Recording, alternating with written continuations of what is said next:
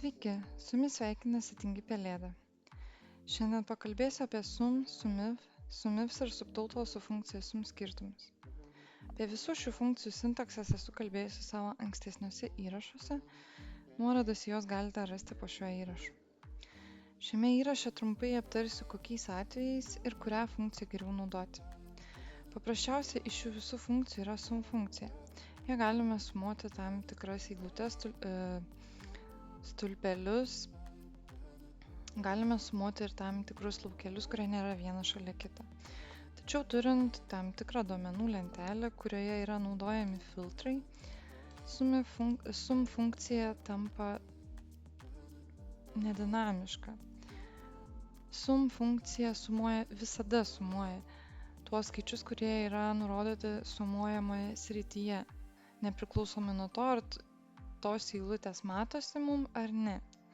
Šiuo atveju mums gali pagelbėti subtotal, kuris sumuoja tik tas eilutes, kurios yra atfiltruotas. Tai reiškia, kad mes galime pasirinkti daug didesnę sritį, tačiau formulė mums susumuos tik tas eilutes, kurias mes matome. Kaip šiuo atveju matote, kad skiriasi sum ir subtotal susumuotos sumos. Būtent skirtumas ir atsiranda dėl to, kad mes tam tikras eilutes tiesiog išėmėme filtro pagalba. Taip pat turime sumif funkciją, kurią galime naudoti, jeigu mums reikia susumuoti kažką pagal tam tikrą kriterijų.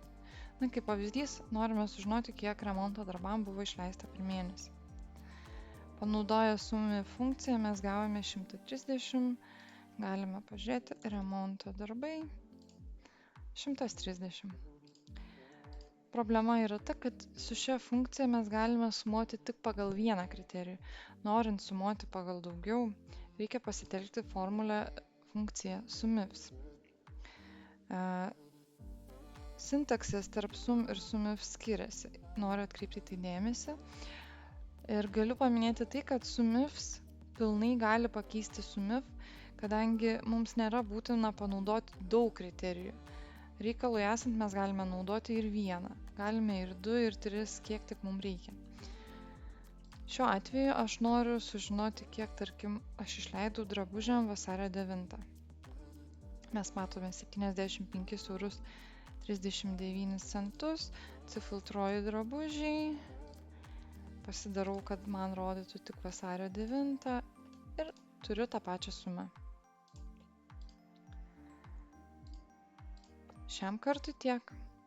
Ačiū už dėmesį. Jei patiko šis įrašas, prašau paspauskite patinka. Iki kito karto.